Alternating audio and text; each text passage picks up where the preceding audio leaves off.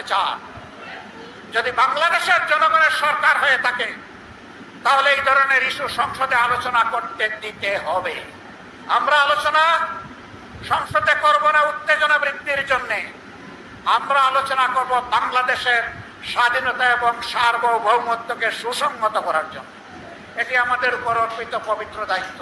কিন্তু যদি আমাদেরকে এই আলোচনার সুযোগ থেকে বঞ্চিত করা হয়, তাহলে মনে রাখবেন, মুষ্টিমেয় বিজেপি যাদের হাতে সরকারের দেওয়া অস্ত্র আছে, তাদের পাশে আজকে যেভাবে হাজার হাজার জনগণ নিরস্ত হয়ে ভোট পেতে দিয়ে নিজের সীমানা রক্ষার জন্য এগিয়ে গিয়েছে, 18 কোটি মানুষ এইভাবে কারো হাতে বাংলাদেশ ইজারা দেবে না।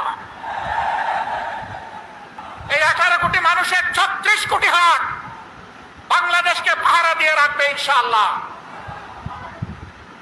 জাতির সাথে গাদ্দারি করে কেউ পার পাবে না। আমরাও গাদ্দারি করলে জাতি আমাদেরকেও ক্ষমা করবে না। ছাতাবাজি এখানে চালু আছে, রেট কি বেড়েছে না কমেছে? এই চাঁদাবাজ কারা জনগণ কি জানে না? জনগণ কি চিনে না? মাননীয় প্রধানমন্ত্রী, চাঁদাবাজকে আপনি সামাল দিন। আপনি কথা দিয়েছিলেন আপনি ক্ষমতায় আসলে দুর্নীতির ত্রুটি চেপে ধরবেন। আমরা দেখতে পাচ্ছি দুর্নীতিকে জাতীয়করণ করা হয়েছে।